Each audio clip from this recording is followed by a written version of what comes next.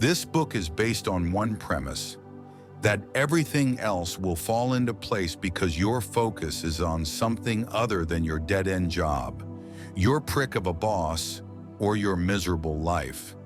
There is a light at the end of the tunnel, so nothing much should be able to bother you along the way. There is definitely something to be said for having a plan. And there are so many ways to say the same thing. Focus, goal, plan, aim, target, wish, desire, intent. It's all in your perspective. If you hated sales, then it would be useless for me to tell you that you have to aim higher, make more money, set goals, achieve your quota, plan the work, and work the plan. If, however, I was to say that you need focus, it might mean more to you than goal. If I told you that I was a licensed psychologist, would you shy away from this book? I'm not, but I do know a little about what makes people tick. There are a few basic principles of human behavior, and one that comes to mind immediately comes from my father. He told me when I was in sales that the only reason someone doesn't buy something is because they aren't sufficiently aware or they aren't sufficiently concerned. He could have been talking about selling a thing or an idea. If you could apply this precept to your own life, what would it say about you? What's holding you back? Why aren't you buying into the idea of a better life? Can you earn more, do better, or have more? Or would that make you feel uncomfortable? Winning the lottery takes all the responsibility out of having money. It's easy to imagine what you would do with it all, but imagine how different life would be if you actually earned it. Would you still take all your friends on a world cruise? If you found Aladdin's lamp, what 3 wishes would you make? If you had to put one word on how your life has been up until now, what would it be? What do you want out of life? No matter what it is, you have to start inside. You can have anything you want. What they mean by the best things in life are free is you, yourself, getting to know you, your own power, your own influence as relates to your own life and the people and things around you as you see them. This is not crap.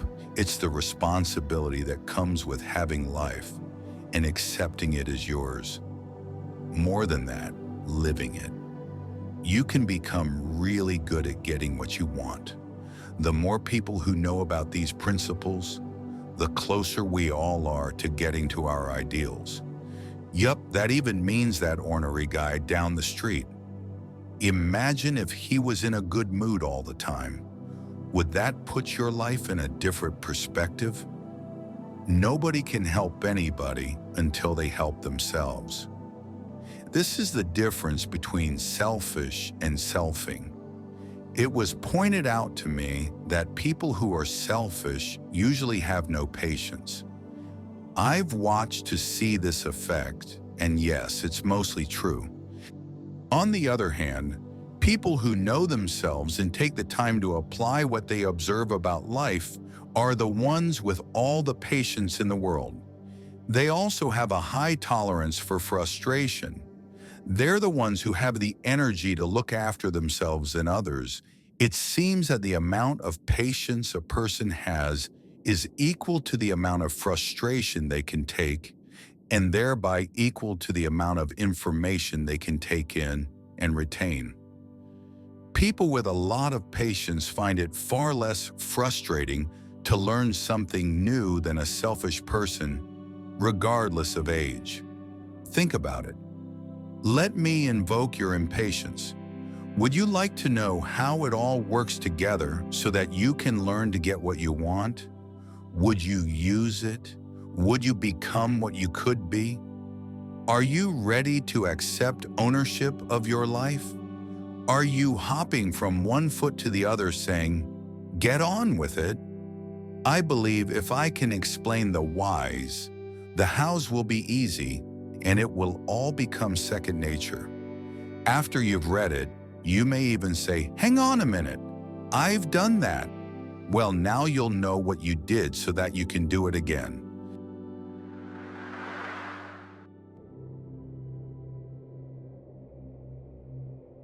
Over the years, I have read all kinds of books on the power of prayer, positive mental attitude, and the occult.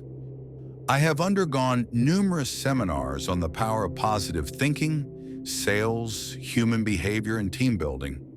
I wasn't getting anything lasting out of any of them. That's why I kept going to more of them. Was it the speaker or the lingo he was using? Why wasn't I getting it? It seemed to me that I wasn't the only one who was missing out. And I wasn't the only one without the required militant type of discipline to conform to their ideas either. I figured I was just missing the point. You know, if I could just figure out that elusive thing that he's talking about, I'd have the enthusiasm to move ahead. It never occurred to me that it wasn't me or my lack of understanding. I had the brains to understand the words they were saying, just not the motivation to go that route or the energy to keep it up. Plus, it was like a shot in the arm and I had to keep going back for more. Since the last one didn't help, I would try another one. They were like yo-yo dieting. They just didn't stick with me. Most of what they said to do was almost impossible to keep up. Who would ditch all their friends because they might have a negative thought? Doesn't everybody have one from time to time? Who can be positive all the time? How is that possible? And when those courses didn't work, there was always my zodiac sign, the Kiersey temperament sorter. IQ tests and aptitude tests to turn to for insight weren't much help either. They tell you all about yourself, sure, but you're too close to see it. Never mind, make it work for you. So for all of you who have spent time and money in your search to get what you want and gotten nothing in return, this book is for you. As George Carlin says, you had to wanna. Attitude. How you perceive life depends on your attitude or your perspective. It's the lens you use to see the world around you, yourself, people, places, and things that happen. It also directs your behavior. Here's what I mean. If astrologists wrote one horoscope per week, using the same one every day, each day that you read it, you would get something different out of it. Different things happen during each day which color our thinking. So, if your horoscope says that you will come into money, and it's the same horoscope every day, you will eventually come into money. Eventually fate will cause somebody to leave you some. You'll get a raise, win the lottery, find it on the street, or discover it somehow, all by chance. Or you could have it happen because, after all, your horoscope said so. It must be true. In which case, you made it happen because you truly believed it would. Sheer belief that your horoscope was right is what made it happen. It didn't happen to you. You made it happen. It doesn't really matter which worked in this case, but imagine all the different things your horoscope says are going to happen every day. Are you going to make these things happen, or are you going to let them happen to you? What if they're bad? Are you going to let life happen to you, or are you going to take the bull by the horns and make stuff happen for you? Attitude is the tint that we put on everything. Are you looking at life through rose-colored glasses? Is the glass half empty or half full? Can you find the silver lining in every dark cloud? Are you an optimist, a pessimist, a defeatist, or an opportunist, for example? And how did you get here? By the way, there really isn't any such thing as good or bad. There's socially acceptable or socially unacceptably. And how that's defined depends on what era we're in. I'm sure you've heard somebody say, at some point, boy, have they ever got an attitude? Most of us make the same mistake about what we think attitude is. We think that we can just decide to be happy today, and that's what will happen. Isn't that what they're telling us? Just put on this happy face, and everything will work right out. Fake it till you make it. If you look happy, you must be happy. How many times has that worked for you? I've seen it turn into a nasty cycle. The harder we try to do that, the more determined we become. It can get so that we're actually forcing smiles through clenched teeth. Unbelievably. This just makes things worse. More and more bad things happen. Why? Because grim determination is not true happiness, and on top of that, it's negative. We'll talk about what is referred to as polarization in a minute. I've always found that being determined can be a lot like being willful. When I get stubborn and determined, nothing stands in my way. I get what I want, but I pay, and then it falls apart. Like a house of cards, forcing the issue is never a good idea, as it usually winds up in disaster. It's been said that in all mental workings, effort defeats itself. You can't force things to happen. There's a trick to it, and being happy is one of them. Plus, it speeds up the good stuff. If we change determination to focus, then we're a lot closer to what everybody is talking about, i.e. goals. I don't know about you, but I can't just put on a happy face because I know I can't keep it up long enough to make it believable. Eventually, I'll feel sad that I don't really feel happy, and if I feel like crap inside, I have to deal with that first in order to feel happy enough to put on a happy face. Which brings up the question, when was the last time you were truly happy, without a care in the world, or able to stop thinking about the stresses in your life and feel free to enjoy the day, that flower, or your partner? Try to imagine the last time you were really happy. Why you were really happy doesn't matter so much as the feeling of being happy. That's important. Is there anything that you can think of in your life that makes you feel that way? Can you take yourself back in time and bring that happiness forward into today? Once you reconjure that feeling, you will start to have memories of other happy times. These are things, places, and people that you can remember with fondness anytime you like. Not that easy. Read on. The last time you were really happy, did something bad happen and destroy it all? If not, good. If so, then we have to address that right now. If it only happened once, it was an accident. If it keeps happening, then you're doing it to yourself. That's the simple answer. And it's not easy to say, believe, or fix. We are our own worst enemies at times, and right now, something in you doesn't want you to be happy. So, every time something good happens, we just think, well, that's not going to last.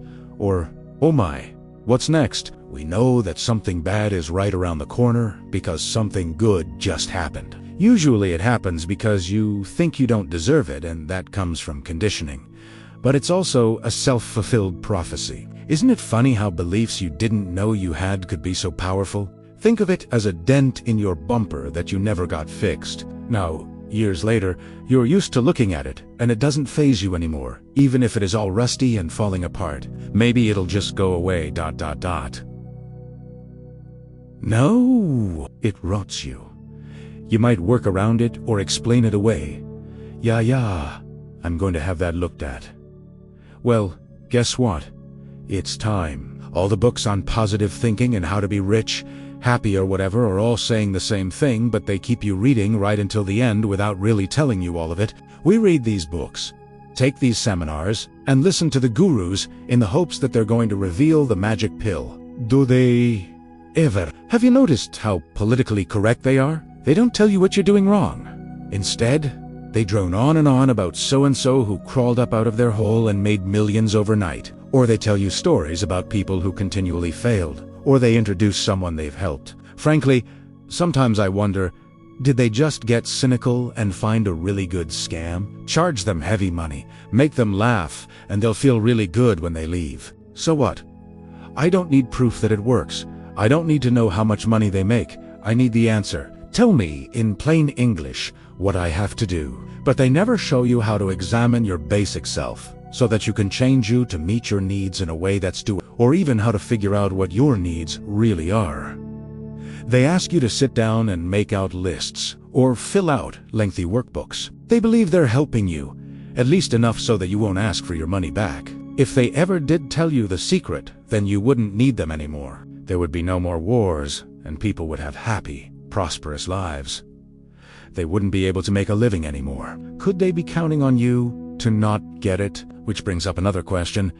Do they really practice what they preach? Or do they really want you to know? These guys have been doing it so long that I imagine they don't remember what it was like to feel the utter despair of the rut and just how insurmountable the odds can feel. They don't stop to think that maybe $300, $3,000 for the seminar, plus the trip, plus the accommodations, plus the time off work is just too much. Or that maybe there isn't anybody to borrow from. They figure if you want it badly enough, you'll find a way to go see them or buy their videos.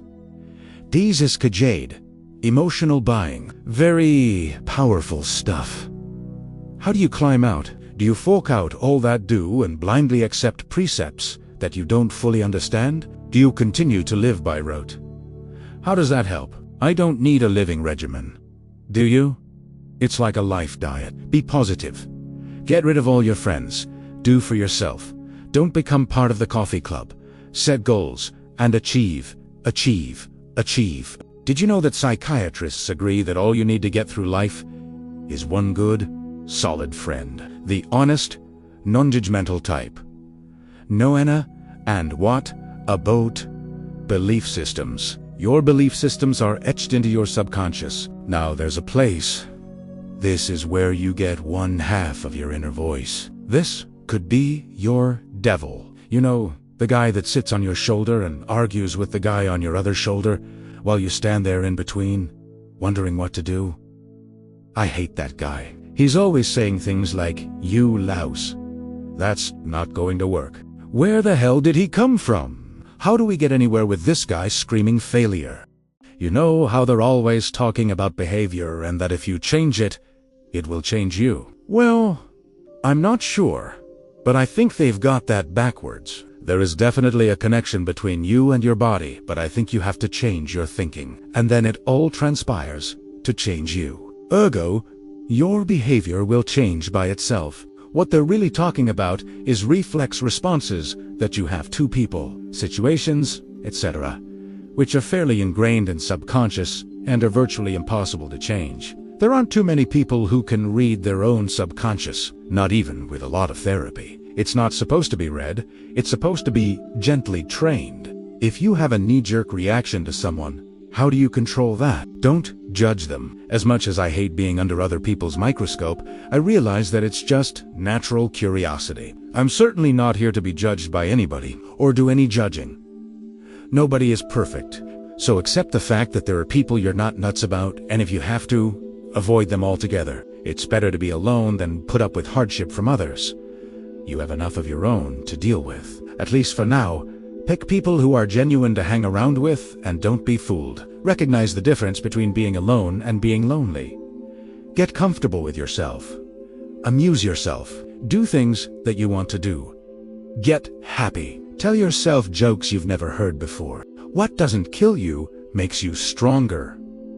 How's that good? Are you supposed to keep doing things that almost kill you so that you can become stronger? And stronger how? Keep your friends close and your enemies closer. Why? Who needs enemies? Get rid of them. We're not all at war with each other. Wow. What kind of life is that? Whose responsibility is your life? Yours. Do something with it. You're only limited by your own imagination. Emotional thrust, grim determination doesn't work because there's no emotion behind it. It's strictly willpower alone. Love works if it's real. I mean real. Hate and anger work really well, too, unfortunately. They seem to be able to be kindled easier and can grow, instantly, to terrifying proportions. And I think everyone will agree that they're real. There is always some form of payment to be made when using the hate-anger route. Like when somebody does something that upsets you in some way and all you can think of is getting them back. The dark side. Don't. Ya know. Vengeance isn't ours. Don't take on the extra negative energy. It all has to do with polarization. If you are charged because you are depressed, angry, hateful, spiteful, vengeful, or just pissed off, you will attract that type of environment and those kinds of scenarios. More and more things will happen to upset you. You'll get angrier and start looking for bigger and better ways to vent. Not a nice way to live. For you or anyone around you. Misery loves company. If you can be at peace with yourself and know what you want, then you can polarize yourself to attract those environments, people, and scenarios that you want naturally. If you really believe that you have earned what you have, and I don't mean deserve, then you get things happening in your life by taking responsibility for who, what, when, and where you are. By the way, you only have to know what you want right now. You don't have to know what you want for the rest of your life. Is it a poor excuse for validating what you aren't getting? Are you justifying your envy, jealousy, or avarice? Do you know deep down inside that you didn't do whatever it was you had to do to earn that thing that somebody else got or has? Do you really have to keep up with the Jones? Maybe you didn't really want it that badly in the first place, which is why you do not have it now. Maybe you shot yourself in the foot and thought you didn't deserve it. And think about this. If you know you're doing the best you possibly can, then there's nothing to feel guilty about or complain about, even if it doesn't work out. If you give it your all, you can only win. Guilt is usually generated when you know you're not giving something your all. You're trying to get away with doing less, and you know better. The only person who never makes a mistake is the person who does not do anything. People who never make a mistake never learn anything. The only person who can make you feel guilty is you. The same goes for pressure. It's taken internally. I'm saying, if you are doing everything you can, then you will feel good about what you are doing, win or lose. If you aren't doing everything you can, then you have to accept it or change it. We all have one choice. Take it or leave it. Give it 100%. There's no such thing as 110%, and let the chips fall where they may. Now, doesn't that take a load off? A note about karma. There's been some talk among the New Agers about what karma really is, although that's not new. I guess depending on which culture you grew up in, or what you prefer to believe, you'll have your idea of what it is. As far as I know, there are two basic schools of thought on it. One is that you are here to make up for past mistakes. I don't think that one is really fair, given that we have no idea what past mistakes we've made. Not many people can go back into their past lives, and if they could, how believable would it be? How do you know which mistakes you're making up for? How can you live a perfect life and never come back to continually make up for your mistakes? That would be the original perpetual motion machine. Where were we before the Earth was here, and where are we going to be when it's gone? How are we making up for mistakes then? How did we make them in the first place? It doesn't make sense. At least not to me. I'm not saying our essence doesn't go on forever. Just that how it does will remain a mystery until we are really gone. The other school of thought is that it is your responsibility to become your best or to create the kind of life that you imagine for yourself. In other words, if you can imagine it, it's your responsibility to manifest it. Give it your all. Be the best you can be. The truth is, probably somewhere in between. If you combine the two ideas, what you get is that your current mistakes show you what to avoid and your imagination takes you where you should go. I believe that karma hits you in this life. If you do something to someone in this life, it comes back to haunt you in this life. You have, on-the-spot, training. Depending on how aware you are is directly related to how fast your karma hits and how good your memory is. Fate. Destiny. I'm going to live forever. So far, so good.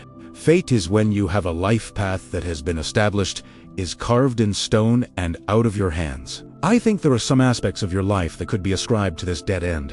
You know, it's inevitable, and you can't get out of it. At least, not yet anyway. Destiny is when you're paying attention to the signs along the way, and recognize the milestones that point you in the direction you're supposed to go. This direction can be carved by you. In all events, it's the journey, not the destination that's important. I seriously doubt that God, if you believe in God, intended us to have a miserable life. In fact, if you look at people who have it all, a lot of them are still unhappy, likely because they were driven to do what they did by others. Social mores, the peer pressure they bought into, hate, or simply being born into it. That doesn't mean that's what they wanted, and they could be in a rut as big or bigger than yours. It's all relative, as Einstein would say.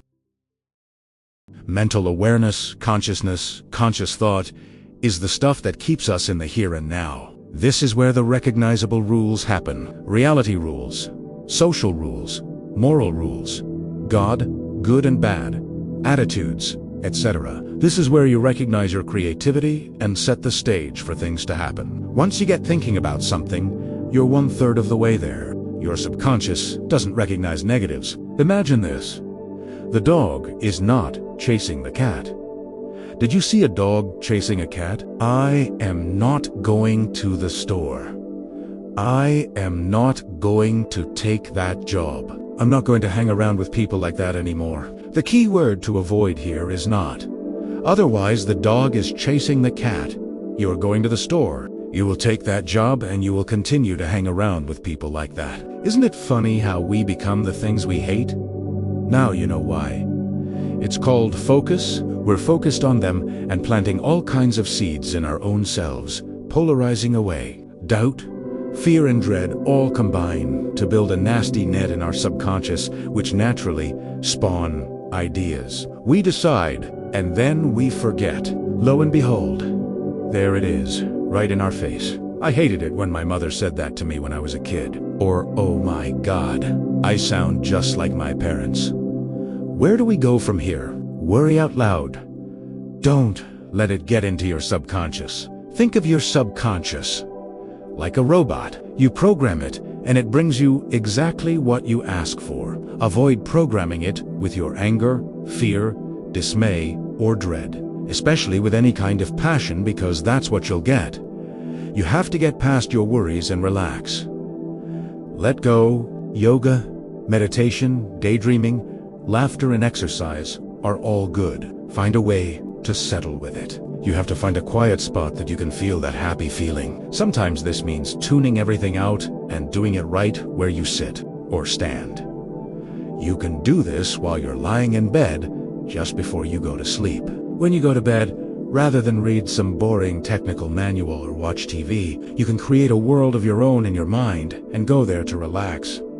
The amount of concentration this takes is unreal.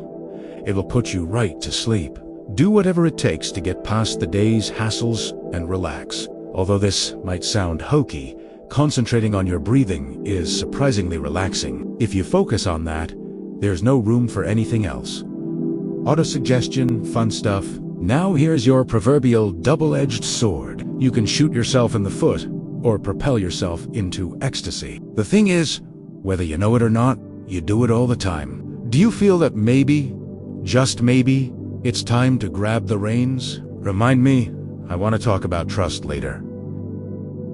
Start listening to yourself. It is dim at first, but eventually you can get your inner voice to speak up so that you can hear it, feel it, and/or sense it. On the other hand, people who talk to themselves out loud are ignoring their inner voice to the point that their body is talking right to them, usually in the middle of a public place, in an effort to get some attention. Hey!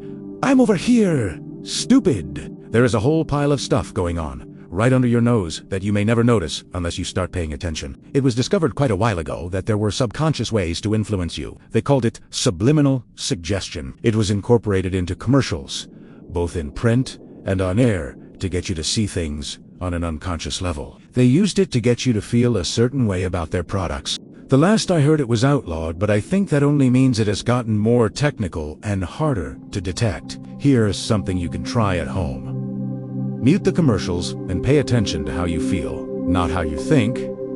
How you feel about the commercial. What's the sense that you get from it? Granted, it's a lot easier with a new commercial that you've never seen before, but you can still do it with ones that you know. The catchy jingles, the circles, the flashing colors, the bells. It all adds up to something you'll remember and trust. Major research has been done in the marketing field to get you to buy someone's product. Private watchers have been employed to watch our buying habits. They've discovered things like orange. Circles like targets and bells all stick in our minds. Women hardly ever buy a product that is closest to the front edge of a shelf. They go deeper looking for one that is untouched. Men, on the other hand, usually buy the one nearest the edge. It's faster, easier, and they don't care what shape it's in as long as it's intact. There is a lot more to this science of buying. I'm just trying to show how we are subconsciously directed by others. Subliminal suggestion is used in hypnosis and hypnotic tapes that we buy for weight loss, quitting smoking, better sleep, or anything else you think you might want to control about yourself. The only one thing wrong with all this is that we can't really know what is on that tape. We don't consciously hear it. So how do you know that the music that the store is playing is free of subliminal suggestion? You probably won't until you get home and suddenly realize that you've bought something you don't want, but thought you couldn't live without. On a similar note, it's worth checking out information on brain waves. Apparently, we learn at a supremely accelerated rate when we are in a certain state of brainwave activity. While you're at it, check out frequency and vibration. Seemingly, the impact from loud bass tones actually hit us hard enough to cause pain and damage to our internal organs. From there, it causes our brains to manufacture our version of morphine and gets us high. This is why people who listen to loud, hard, bass-driven songs feel so good. The louder and stronger it is, the more morphine our bodies produce. It's a terrible cycle because it's so addictive and destructive. Note, that is the same high that runners feel after they hit the wall. The physical side of living and your body. I get a bit carried away sometimes because there are things that I think you should be aware of. If you aren't already, that might influence some of your decisions about living healthy. It's about being aware. The more you know, the better educated your decisions can be. That's only fair. During the course of researching rosacea, what causes it, and how to get a handle on it, they don't know what causes it, and they say there's no cure. Really? I came across a number of really interesting websites about our health. Some of them talk about natural foods, and the government's definition of natural, organic, etc. What they used to do and eat way back when. The advent of some of our diseases and what they're doing about it now. There were some obvious scams too. The internet is a double-edged sword because on one hand you can get some very good information and on the other hand, people can say anything they want. So the question of, should I believe this, comes up often. I guess the most important information I learned about is the vast array of chemicals that manufacturers are using in the production of soap, shampoo, cosmetics, powders, and food. Some of the claims are outrageous. It doesn't take much to understand that if a molecule is too big to pass through your skin, you obviously aren't going to absorb it. Collagen. If they do refine it to the point that you can, what is left to absorb? And do you really want that in your system? There's that thing about nature. It has its own reasons for being. Change the properties of a natural thing, and it's not natural anymore. Furthermore, it could have a huge and different impact after the change. Foodstuffs. I don't know which is worse. What happens to it if it goes bad, or that it doesn't go bad? Yes, you can drink too much water. No, just because it's natural or organic doesn't mean that it can't harm you. The real problem is that when we're not healthy, we tend to do unhealthy things like take painkillers and antidepressants. We're always looking for a way out, an escape or just something to kill the day's aggravation. What is extremely difficult to believe is that if we're in shape, mentally and physically, the day's aggravations are glitches, not catastrophes. When we're healthy, our pain threshold is a lot higher. We're sane and able to be positive naturally, without any help. Your body is there for you. It will do whatever you ask it to do, and it does it faster and easier if it isn't all full of chemicals. Once you begin to get your body somewhat free of chemicals, the natural remedies will start to work. You will see, feel, and smell the changes in you and your environment for good or bad. They say that dogs can smell cancer. Imagine the ramifications of that. Eating for your health can be as interesting as eating for fun. Eat the things that make you feel good and feel good about what you eat. Enjoy and savor the feeling it gives you. If you think it's going to make you fat, it will. If it puts you into rapture, don't ruin it by thinking about your hips. Everything in moderation. Dieting often makes one feel caged. Dwelling on your fat only keeps it happening. Don't get used to it, and for heaven's sake, don't focus on it. Stop saying things like, "Boy, am I fat." Focus instead on how you want to look. Don't put a picture of a cow on your fridge. Put a picture of a nice-looking person on your fridge to remind you of who you want to be. Thank yourself that you're here.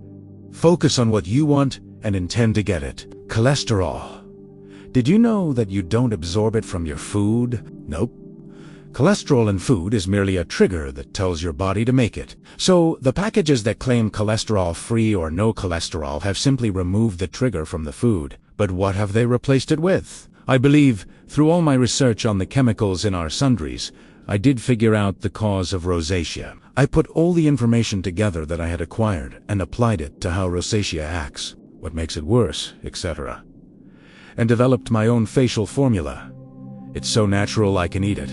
I grow most of it in a window box and make it myself. It takes the red out and the itch away. It restores my skin's natural water table and reduces the size of those little red veins. Not bad for a couch scientist. When I started using it on my body, voila, no more dry skin. Since it's naturally antiseptic, I knew I was getting clean. Unfortunately, it doesn't foam. The general groundswell of opinion is that it has to foam to get you clean, and this stuff definitely doesn't bubble up. So far, anything I find that would make it bubble is not natural. So I've skipped that part for now, but the research continues. The big fast food joints are getting away from their trans fats by offering up healthy choices. They're expensive choices. I still have to wonder what they're putting on their salads to keep them fresh, and in so doing are making a lot of money. It costs a lot to go natural. We're so full of chemicals that we wouldn't recognize the difference or be happy with preventative medicine. We don't pay enough attention to know there's something wrong until it's time for drastic measures. Look out! Here come the pills! And it seems lately that the older you get, the more you have to take. The bottom line, it's all what you believe. You choose your beliefs. It doesn't matter which one you pick, as long as you stick with the one that will help you live a happy, healthy life. The people who survive cancer really believe that they can. That's all there is to it. Your beliefs are your real power, and nobody can take that away from you. Let's get down to it. Do you know what you want? Let's get real. How many of us really know what we want? If you don't, then there are some ways to find out. Start with pure desire, or you could try the process of elimination. You know what you don't want. Once you discover what you want, you'll know it, you'll feel it, you'll be able to imagine it. It will get you excited, and then you can become it. It's a cycle. 1. You hit on something you really want. 2. It revs you up and gets you going. 3. You start to imagine what it will be like. Here comes your emotional thrust, which powers your idea. You inadvertently plant a few seeds in your subconscious, and it goes right to work to get it for you. Depending on how long you can stay focused and excited about that thing will determine how much strength, launch, capacity, and life the idea will have. 4. After a while, when you have become saturated with the idea, you will become comfortable with it. Change doesn't have to be scary. No, at that point, you may not have noticed yet, but you have been subconsciously working toward that thing that you're imagining so vividly. Once you hit the first indication, a sign, a person, an event that you might get that thing, you get all fired up again. Habits begin to form naturally with no effort that help direct you toward this thing you refocused on. 5. You stop doing the things that hinder your progress. And it's because you want to. This is a very natural state for us to be in. Think about the last time you wanted something. Did you have to save up for it? How did you feel every time you put more money toward that thing? As the money grew, the day came closer to be able to get that thing, and you became more and more excited.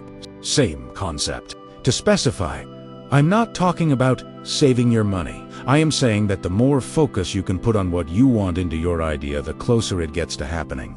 6. So you're working toward this thing, but now you're on autopilot. It's become part of you. You don't need to think about it logically, sanely, or consciously. The idea has been launched into all that is, and starts manifesting your desires in the here and now. Reality. The wheels are in motion. There's no stopping it now, and that's how it all works. The trick is figuring out what you want badly enough that it can take over your entire focus. Here's how. Pick something that you really want. It could be a toy, a person, or a job. We'll start small. The only thing you have to do is create it. Yes, you can. Write about it. Paint a picture of it. Imagine it in the clouds. See it in a tree. Make a model of it. Or just find something close so that you can see it every day. What's that saying? Build it, and they will come. Be as detailed as possible, and spend as much time as you need. The idea is to think about it until you can't think about it anymore. As soon as you let it go, it will take on a life of its own. I'm really careful about what I wish for. I get it. Sometimes, right in the face. But if you've got something you really want, you can have it. Keep it to one thing at a time. That way it's easier to cover all the bases. Be prepared for a learning curve like you've never seen. Reminder, you need to release the idea so that it can take on a life of its own. Go out and do its thing for you. You have to think about it until you can't think about it anymore, so that when you let it go, it's gone. Your focus in the beginning is to nurture it until it's strong enough. The way to do this is to keep working on your plan until you've exhausted yourself, and then you will get comfortable with it. Finally, stop tweaking it, and then forget it. And be prepared. Ideas are like beings. They float around and shoot their arrows into people. They take on lives of their own. If you hang on to an idea, it can't manifest itself. That's why grim determination doesn't work. There's no emotional thrust, and no letting go. We've come full circle now, while you're creating the things, life, people that you want. You're charging the idea with your own emotions. Once complete, you've given it the emotional thrust that it needs to get going. It works for me, and it will work for you. Keep it happy and playful. There is some fate involved, as you have already planned some sort of path from which to learn. So if your idea doesn't manifest right away, the timing may be off. But know this, it will come. We are like points of light, grounded to the earth, obeying a set of rules called reality so that we can interact and learn. We need the physical world to do what we have to do and learn what we have to learn, hopefully. If you just sit and think about an idea without writing it down or making it real in this reality, it will simply evaporate. That equals one less chance for you to get what you want. You may wind up remaining a bystander in your own life. If you create it somehow so that you can see it, you can't help but reap the benefits. Where does the idea go after your subconscious gets a hold of it? It goes into the superconscious, cosmic consciousness, ether, all that is, or whatever you want to call it, and pulls all the stuff together that it needs to become, or manifest itself in this reality. That means touching the people, places or things that are required to make that idea happen and bring it to you. Have I overwhelmed you, or have I released you? Grab your desire by the horns and start imagining what it would be like to actually have that thing. Be it a better job, more money, a relationship, a better relationship, or whatever it is, get on with it. Your only barrier now is taking that first step. You only live once that you know of. What's holding you back? I sincerely hope that I have given you all the tools and explanations to get you where you want to be. I would like to take a moment to thank you for your time. As I've mentioned before, this is the culmination of a lot of work and research. There is so much more that I would like to say, but the urgency to get what information is here out to you has outweighed anything else that I might have to submit to you right now. Please remember that all of this is only my opinion, and as my father says, it only counts for one. Your opinion is important. It counts for one as well, and I hope that I've opened some doors to your own inner awareness. Perhaps I've given you food for thought, some way to move forward in a positive way toward getting what you want. People I'd like to thank are my wonderful parents and friends that I've known throughout my journey. And most of all, you.